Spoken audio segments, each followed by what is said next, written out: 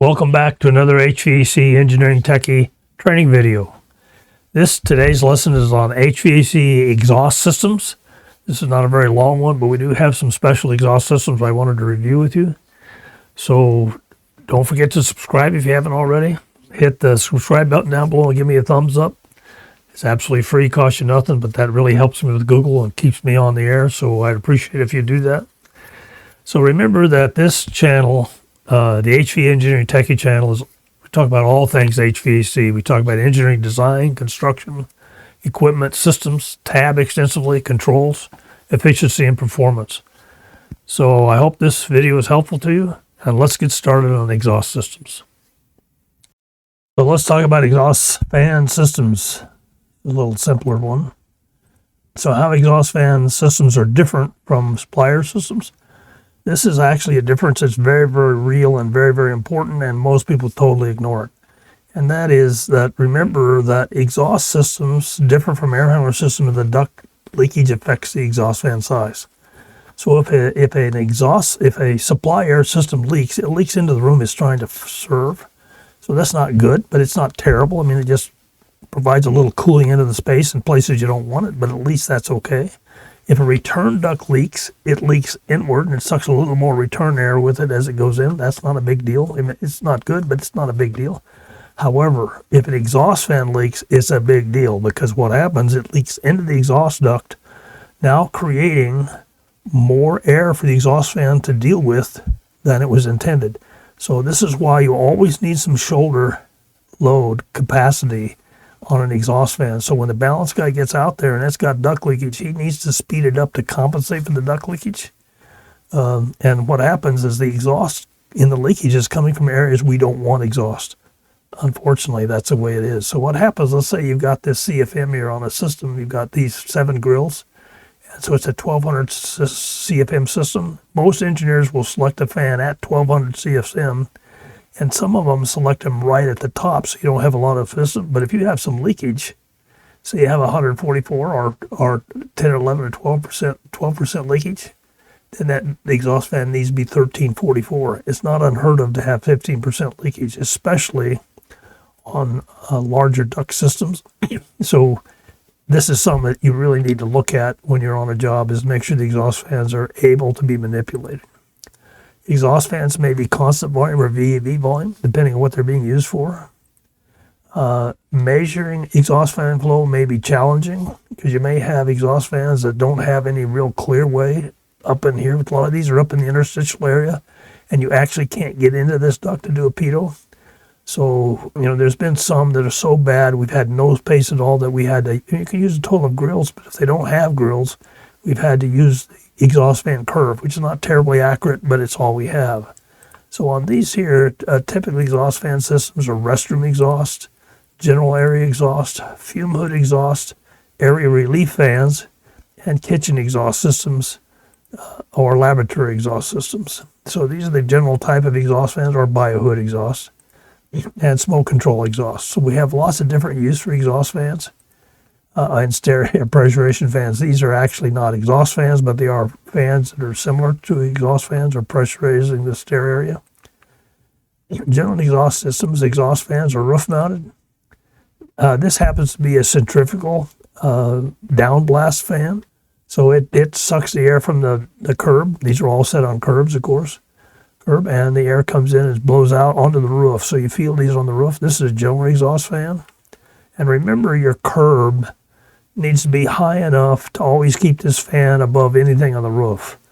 It needs to, if this roof is going to have a lot of water, then it needs to be high enough for that, but especially if snow. If you're in an area that gets 2 feet of snow regularly, these curbs need to be big enough to keep this fan out of the snow. If this fan gets covered up with snow, it no longer works. Of course, the hot air will eventually melt the snow, but your curbs need to be high. If you predominantly have a lot of snow, curbs need to be high, or they need to be sheltered from the snow, one way or the other. This is called a centrifugal upblast. These are the kind of fans we use on kitchens. So they take the air up through the curb and they blast it up. Now, if this is a kitchen fan, they actually have some grease drains that the grease catches on the side of the fan, runs down into a trough, and it'll run out the fan. And you need to put a collection box over here. You don't want that running on the roof. like make a roof on a poly roof be really, really slippery. Propeller fan air exhaust. So you have large exhaust fans that need to relieve a lot of area. These could be propeller fans because propeller fan moves a lot of air at very low pressure. Duct mounted can be duct mounted fans. They could be a radial blade tube fan like this one, which will move air at higher pressures. They can have a centrifugal box fan. It's a box fan. It has a centrifugal blade inside it. And of course, they're ducted on both sides. And you can use these for exhaust fans or transfer fans or pressurization fans. You have wall ventilators. The wall ventilator normally has a louver, an operable louver, either a barometric or automated damper on it. And of course, it will just have a grill on the inside. And these are prop fans, propeller fans. Remember that a propeller fan moves a high quantity of air at low pressure, and these are used mainly for garage ventilation or area ventilation fans. And of course, we have little ceiling fans they're used in small bathrooms or small areas, like a closet or something that needs exhaust.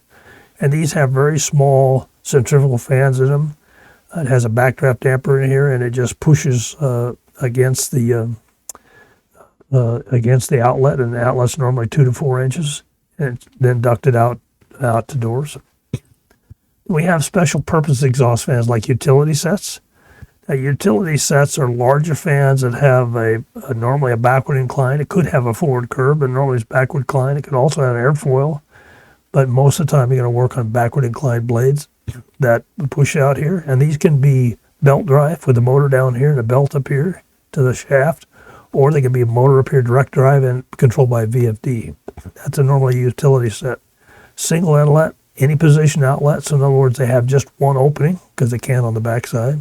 So there's single inlet, and you can rotate the volute any way you want. It can go this way, it can go down, it can go this way down, it can go out this way.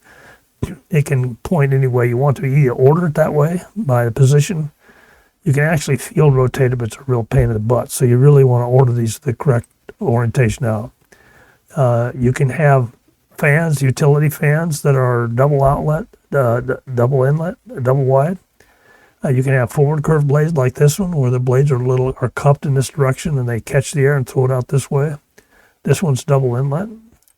You can have backward inclined blades where the blade looks like it's running backwards. They paddle the air, or you can have airfoil that do the same. The airfoil are the same as a backward inclined blade, except instead of being a flat blade, they're a blade that looks like an airplane wing. They use they're a little more efficient than a backward inclined, but much, much more expensive. So normally people use backward incline unless they have a really large fan or have a need that have to have the airfoil blades. Kitchen exhaust, again, we've had those as the other one, but they could be bigger fans. We have industrial centrifugal box fans, which these are used for large air can be high pressure. This is a vane axial because it's like a jet engine, so you can get those. You get a vane axial, which this is that jet engine kind of thing. Nowadays, most of these are all, the blades are constant pitch, and you have a variable speed fan, but they are available.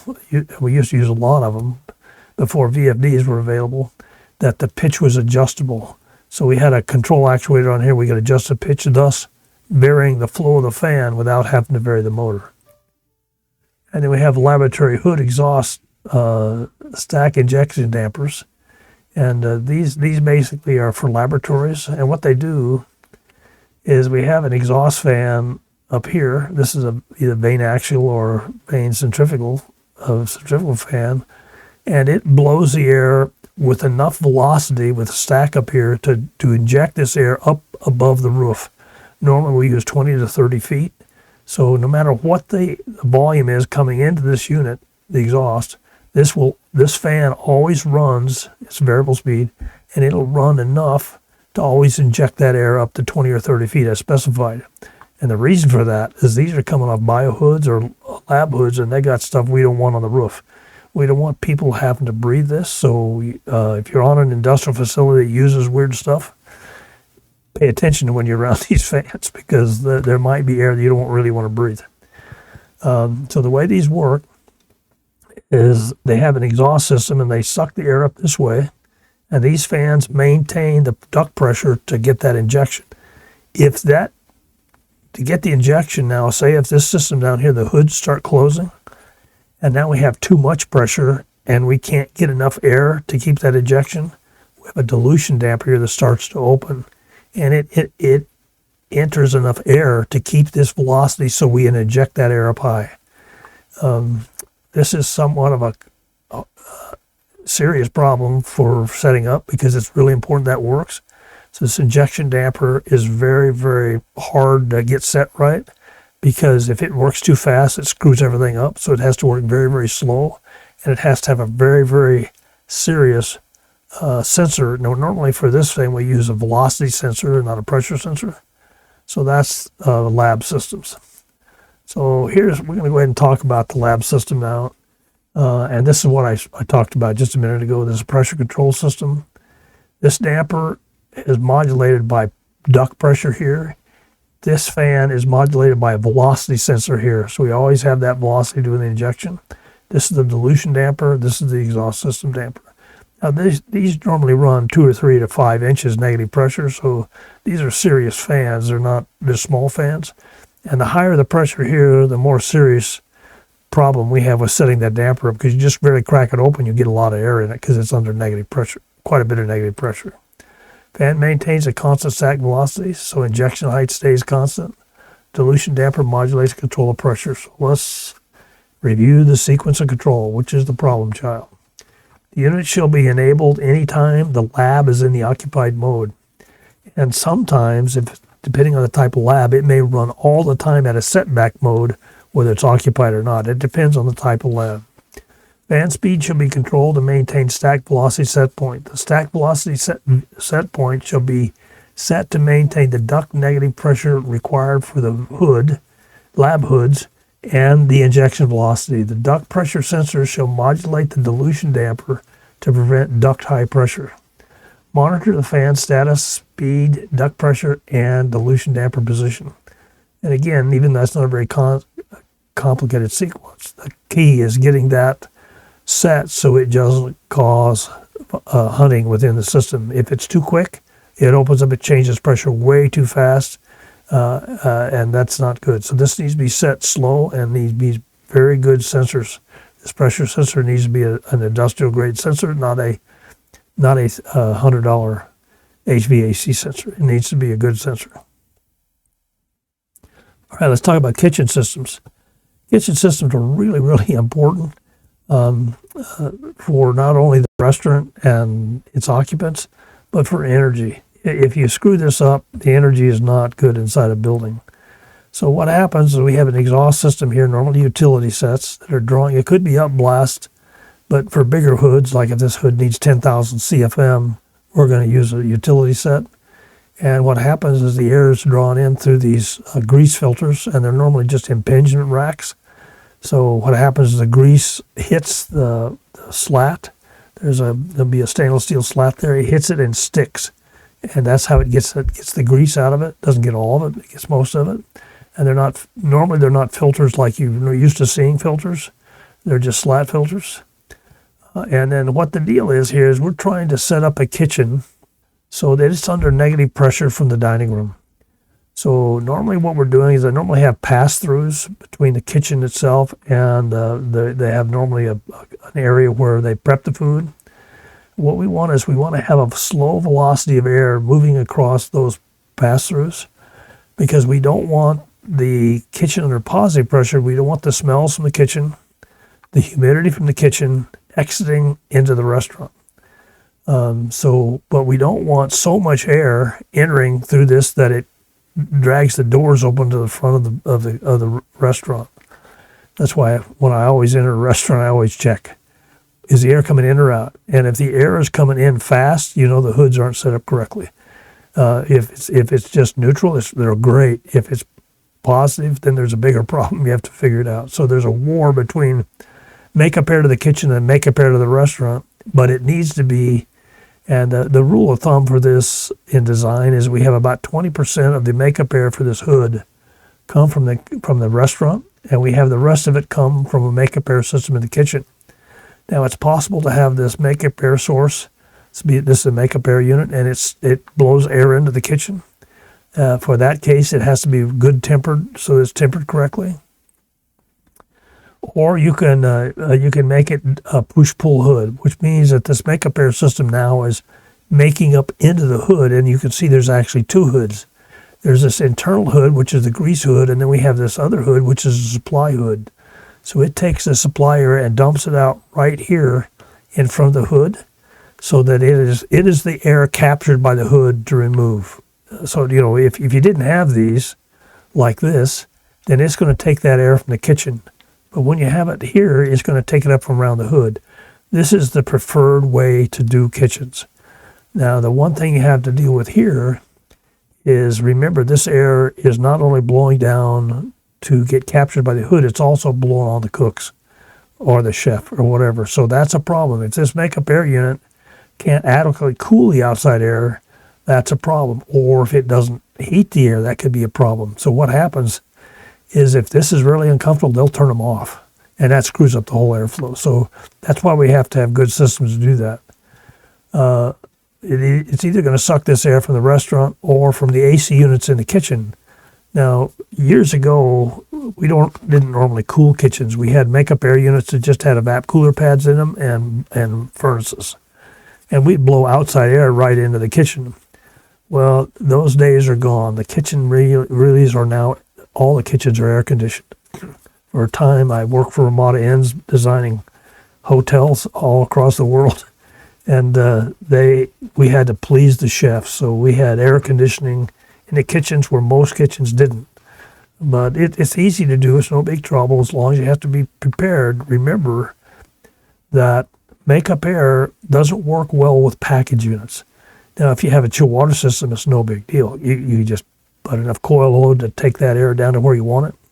Easy. If you have a package unit, hard.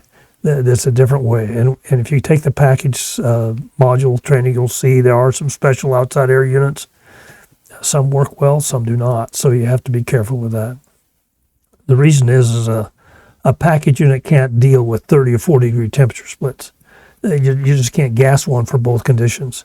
So what happens, either gas them light so they don't actually do the load at high conditions. You have to have hot guide pass so you don't ruin a compressor with slugging it when it gets colder. So those are kind of the problems. High ambient issues for the units, which are a problem. Difficult for AC, better for evap coolers. But if you live in a humid area, the evap cooler is not going to work. So you have to do something different. Okay, exhaust fan air readings. Let's talk about how you actually do that. So when an exhaust fan, when you're taking for a pressure to read the curve, you need to read the pressure at the discharge of the fan and at the suction of the fan. You can't read it 10 feet down the duct and 10 feet down the duct. It needs to be read right at the outlet. And so you can get the correct differential pressure across that fan, so you can read a fan curve. If you've got an exhaust fan up in here, you can't actually get, you can actually try. You can take a reading here and then use ambient 0 for the difference. Or you can actually pitot. If you got 2 ducts or 1 duct entering in a flat area, you can pitot there.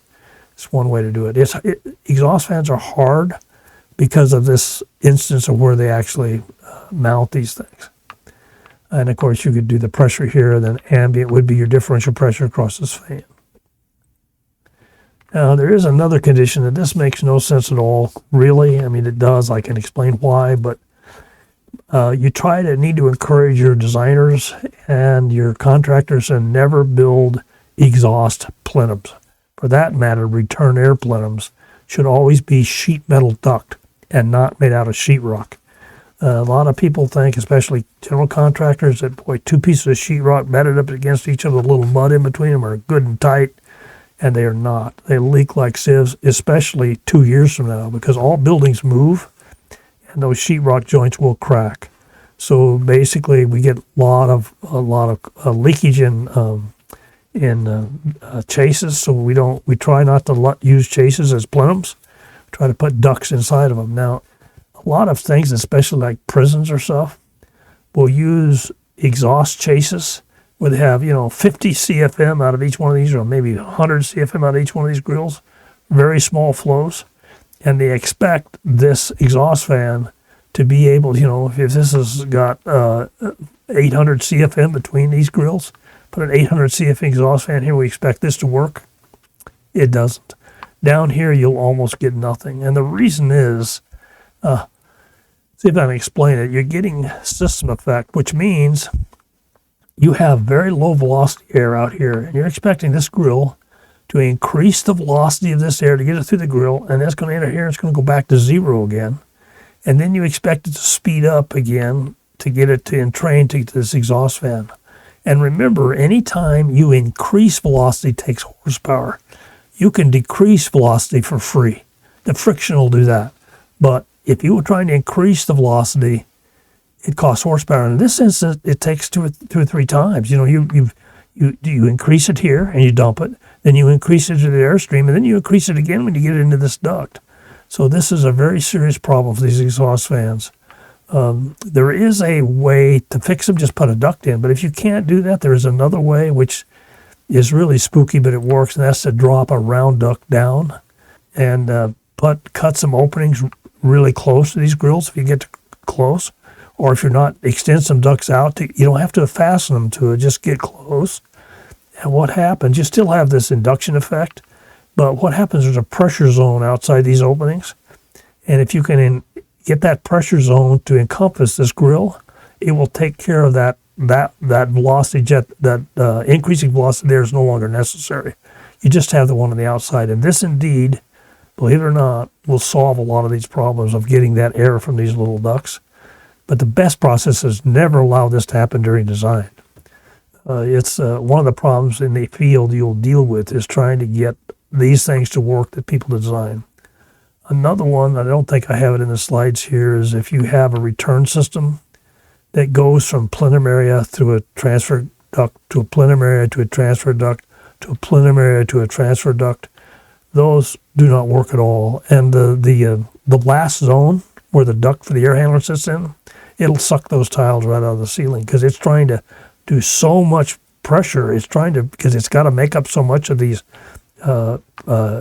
system effect issues. It will actually pull the ceiling tile up. So that's a very bad way to do it. He should have ducted down. Probably having one transfer duct between plenums is okay, but when you start doing two or three, it no longer works. So that's another issue. And you would never want to do that for exhaust either. That will not work. Methods of finding flow. Pitot readings, always the best. Hard to find some good spaces with nice straight duct where you can get that. Total of the grills, that's okay, that's fine. Now remember, you will have duct leads in total of the grills. Duct leads not included. Where pitot readings, it is included, so you can get that. Fan curves, least accurate of the three, but you can use fan curve if you have to. And that's basically exhaust fans. That's pretty short and easy, but hopefully you had some information to help you. Hope you have a great day. Don't forget to become a subscriber if you have not. Really appreciate it. It keeps me on the air. Have a great day, and I'll catch you on the next one.